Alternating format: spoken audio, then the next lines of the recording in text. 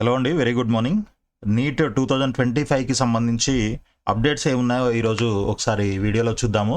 So ఇప్పటివరకు మీరు ఛానల్ని సబ్స్క్రైబ్ చేయనట్లయితే దయచేసి సబ్స్క్రైబ్ చేయండి. అదేవిధంగా వీడియోని లైక్ చేసి మీ ఫ్రెండ్స్ కూడా షేర్ చేయండి. సో ఇక వీడియోలోకి వెళ్ళిపోదాము.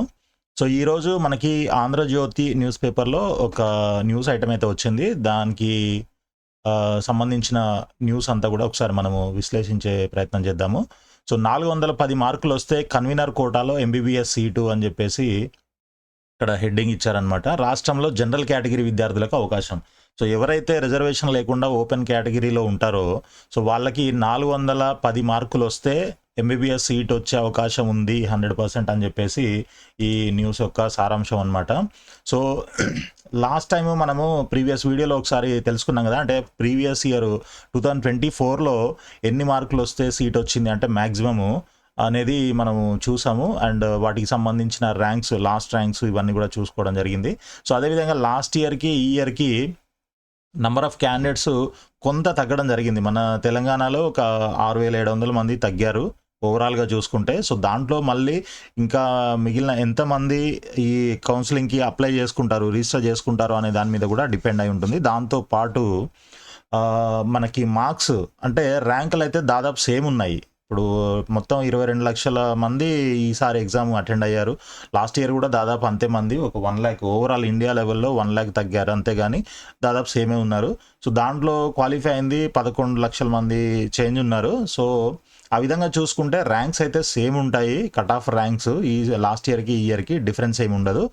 మార్కులలో మాత్రం మనకి తేడా వచ్చే అవకాశం ఉంటుంది అనమాట. ఎందుకనంటే లాస్ట్ ఇయర్ పేపర్ వచ్చిన విధానము అండ్ హయ్యెస్ట్ మార్క్స్ వచ్చేసి 720కి 720 వచ్చాయి. బట్ ఈసారి పేపర్ టఫ్ రావడం వల్ల కొంత ఆ హయ్యెస్ట్ మార్క్స్ అనేవి తగ్గాయి అనమాట. 686 మాత్రమే హయ్యెస్ట్ అనమాట.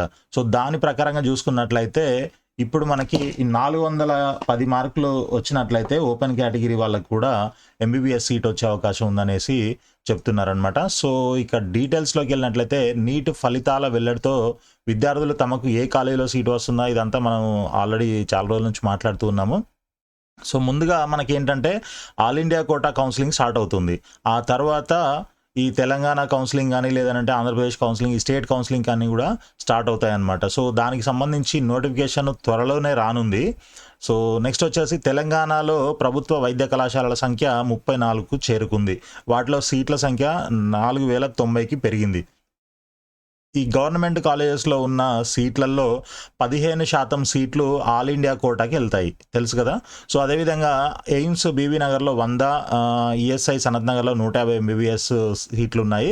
ఇక ప్రైవేట్లో 30 కాలేజీలు ఉన్నాయి. వాటిలో 4,600 సీట్లు ఉన్నాయన్నమాట. సో ఇందులో కొన్ని కాలేజీలు గత ఏడాది డీమ్డ్ యూనివర్సిటీలుగా మారాయి. వాటిలో సీట్లు రాష్ట్ర పరిధిలోకి రావు. ప్రైవేట్లో ఉన్న సీట్లలో 50% కన్వీనర్ కోటా కిందకి వస్తాయి. కాళోజీ నారాయణరావు యూనివర్సిటీ లెక్కల ప్రకారం రాష్ట్రంలో 5,500 వరకు కన్వీనర్ కోటాలో సీట్లు ఉంటాయన్నమాట. ఓకే, అంటే గవర్నమెంట్ కాలేజీలో ఉన్న సీట్లు 15% ఆల్ ఇండియా కోటాకి పోతే మిగిలిన సీట్లు తెలంగాణ కౌన్సిలింగ్లో ఉంటాయి. అదేవిధంగా ప్రైవేట్ కాలేజెస్లో 50% సీట్లు కన్వీనర్ కోటాలో ఉంటాయన్నమాట. ఆ విధంగా చూసుకున్నట్లయితే మనకి ఓవరాల్గా 5,500 సీట్లు అనమాట. గవర్నమెంట్ ప్రైవేట్ కాలేజీల్లో కలిపి 5,500 సీట్లు అయితే ఉండే అవకాశం ఉంది. సో నెక్స్ట్ 410 మార్కులు వస్తే కన్వీనర్ కోటాలో అవకాశం. ఈ ఏడాది చెప్పాను కదా, 22 లక్షల మంది రాశారు, 12,30,000 మంది అర్హత సాధించారు. తెలంగాణ నుంచి 70,000 మంది పరీక్ష రాయగా 41,000 మంది ఉత్తీర్ణులు అయ్యారు, అంటే క్వాలిఫై అయ్యారనమాట. లాస్ట్ ఇయర్తో పోల్చుకుంటే దాదాపు 8,000 తగ్గింది. ఏపీలో 57,000 మంది రాయగా 36,000 మంది ఉత్తీర్ణత సాధించారు. ఈ ఏడాది నీటి పరీక్ష కఠినంగా రావడంతో ఇదంతా మనం మాట్లాడుకుందే కేవలం 1,200 మంది ఉన్నారు. సో ఇదండి, దీని ప్రకారంగా ఇంకేముంది దీంట్లో చూద్దాం ఒకసారి. ముందుగా all India quota counselling start చేస్తారు. సో ఈ 15% సీట్స్ ఏవైతే అనుకున్నాము గవర్నమెంట్ కాలేజ్లో ఉండేవి అవన్నీ కూడా ఆల్ ఇండియా కోటాలో ఫిల్ చేస్తారనమాట. సో మొత్తం ఇండియా లెవెల్లో 20 ఎయిమ్స్ కాలేజెస్ ఉన్నాయి. తర్వాత వీటిల్లో 2044 ఎంబీబీఎస్ సీట్లు ఉంటాయన్నమాట. తర్వాత జిప్మర్, పుదుచ్చేరి, కరైకల్లో కలిపి 200 సీట్లు ఉన్నాయి. సో అఖిల భారత కోటా కౌన్సిలింగ్ 2 దఫాలు నిర్వహిస్తారు. సీటు వచ్చిన విద్యార్థులు తప్పనిసరిగా చేరాల్సి ఉంటుంది. ఈ కండిషన్ గుర్తుపెట్టుకోండి. ఆల్ ఇండియా కోటాలో సీట్ వచ్చిన వాళ్ళు కంపల్సరీ జాయిన్ అవ్వాల్సి ఉంటుంది. ఈ కోటాలో సీటు వచ్చిన విద్యార్థులు రాష్ట్ర కౌన్సిలింగ్లో పాల్గొనడం కుదరదు. అక్కడ సీట్ వచ్చింది అని అంటే అక్కడే జాయిన్ అవ్వాలి. మళ్ళీ ఇక్కడ స్టేట్ కౌన్సిలింగ్లో జాయిన్ అయ్యే అవకాశం ఉండదు. ఇందులో అసలు పార్టిసిపేట్ చేయడానికి కూడా ఉండదన్నమాట. ఆల్ ఇండియా కోటా ముగిసిన తర్వాత రాష్ట్ర పరిధిలోని హెల్త్ యూనివర్సిటీ కౌన్సిలింగ్ నిర్వహిస్తుంది. ప్రభుత్వ వైద్య కళాశాలలోని సీట్లన్నీ కన్వీనర్ కోటాలోకి వస్తాయి.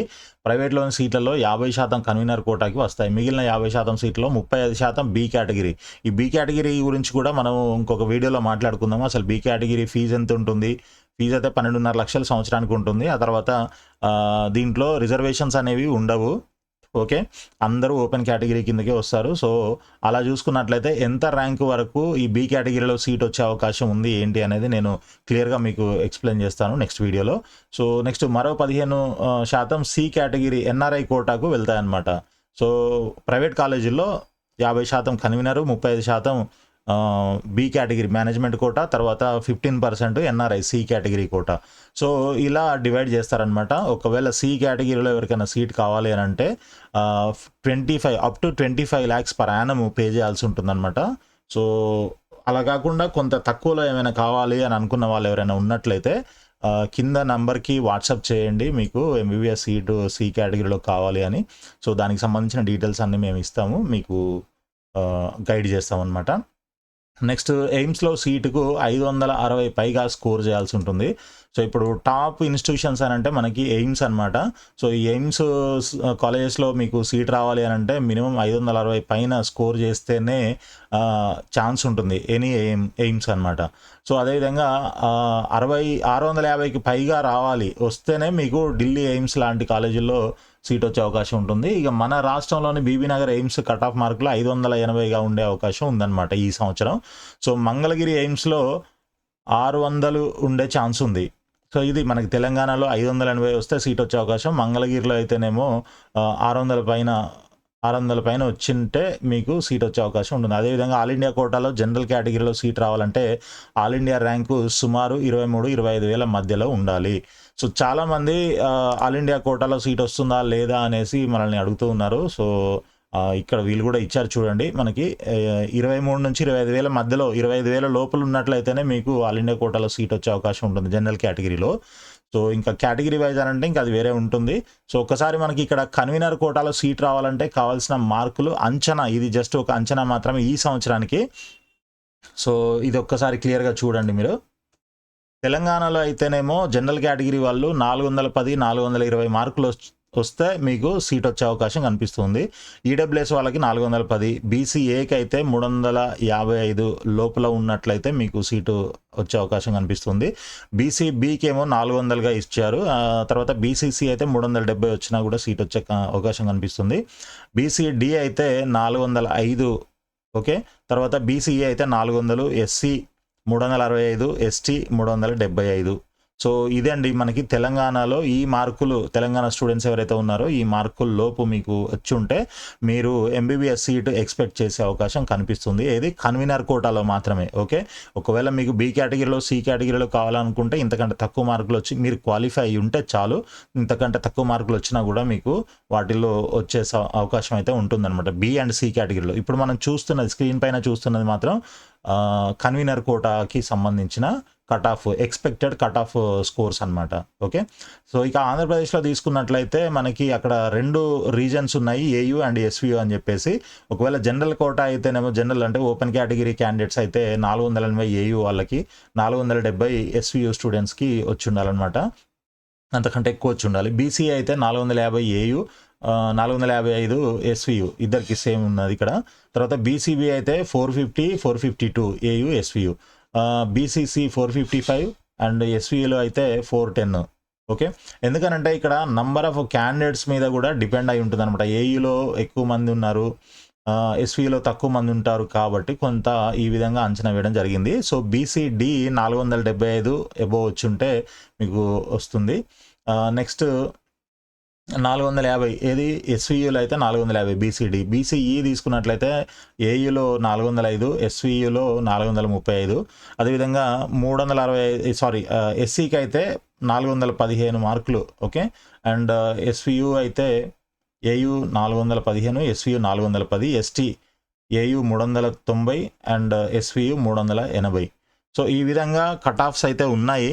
సో వీటి ప్రకారంగా మనకి సీట్ వచ్చే అవకాశం కొంచెం ఒక 5-10 మార్కులు అటు ఇటు అయినా కూడా మేబీ వచ్చే అవకాశం అయితే ఉంటుంది.